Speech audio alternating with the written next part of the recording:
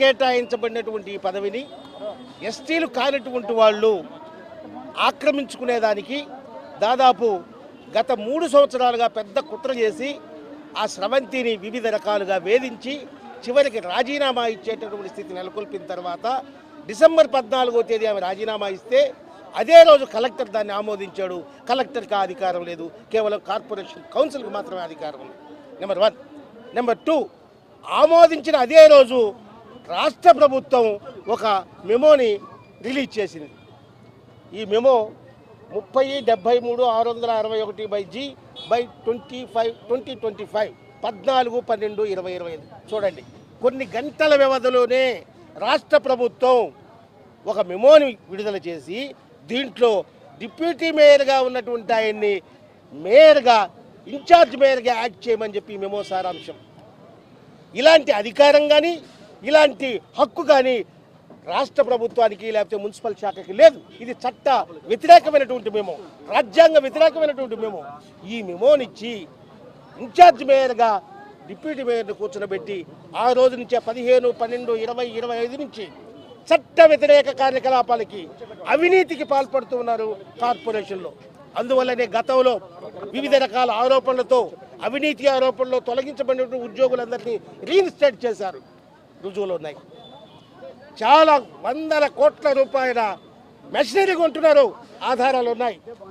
నిధులు వాళ్ళ ఇష్టం వచ్చినట్టు దుర్వినియోగం చేస్తున్నారు, ఆధారాలు ఉన్నాయి. అందుకనే మేము ఏమడుగుతున్నామంటే 15/12/2025 నుంచి ఇన్ఛార్జ్ మేయర్గా తీసుకున్నటువంటి అన్ని చర్యల్ని రద్దు చేయాలా.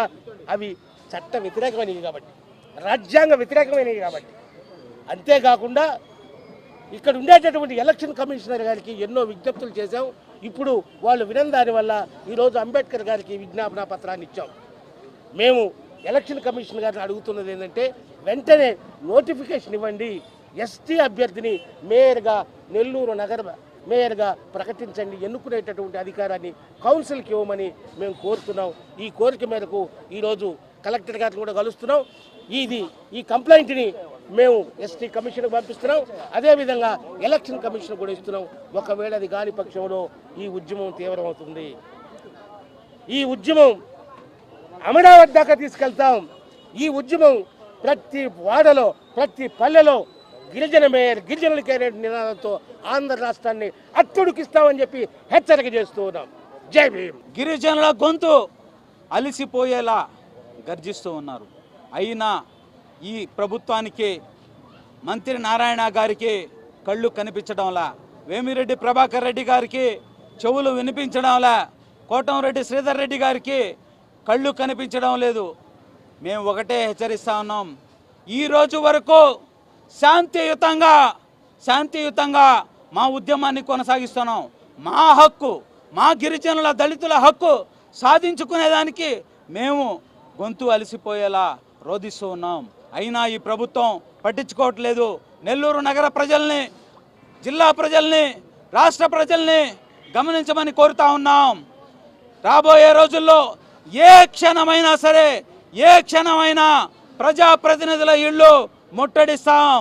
నెల్లూరు నగరంలో ఉన్నటువంటి మంత్రి నారాయణ గారి ఇల్లు ముట్టడిస్తాం, విపిఆర్ గారి ఇల్లు ముట్టడిస్తాం. పవన్ కళ్యాణ్ గారి ఇల్లు ముట్టడిస్తాం, కోటంరెడ్డి శ్రీధర్ రెడ్డి గారి ఇల్లు ముట్టడిస్తాం ఏ క్షణంలోనైనా అని చెప్పి ఈ సందర్భంగా హెచ్చరిస్తా ఉన్నాం. ఇంకా మా సహనానికి పరీక్ష పెడుతున్నది ఈ ప్రభుత్వం. ఏ మాత్రం ఉపేక్షించే ప్రసక్తే లేదు. గిరిజనుల దాష్టికానికి బలి కాబోతా ఉంది ఈ ప్రభుత్వం, గిరిజనుల ఉద్యమానికి బలి కాబోతా ఉంది.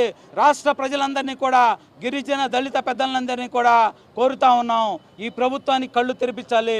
నీలం సాహ్ని గారిని ఈ కలెక్టర్ కార్యాలయం నుంచి గిరిజనుల సాక్షిగా విన్నవించుకుంటా ఉన్నాం. నీలం సాహ్ని గారిని రాజ్యాంగబద్ధంగా మాకు వచ్చినటువంటి, గిరిజనులకు వచ్చినటువంటి హక్కుని గిరిజనులకు కల్పించండి. మీరు దాదాపు మీ పదవీ కాలం పూర్తి కావస్తా ఉంది. నిజంగా చాలా ఇన్ని రోజులు ఆలస్యం కావడం చాలా దౌర్భాగ్యం.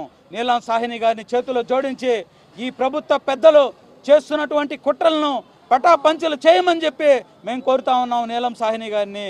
ఏ క్షణంలోనైనా ప్రజాప్రతినిధుల ఇల్లు ముట్టడిచ్చేదానికి మేము సిద్ధంగా ఉన్నామని చెప్పి ప్రజాప్రతినిధులకు హెచ్చరిస్తూ ఉన్నాం.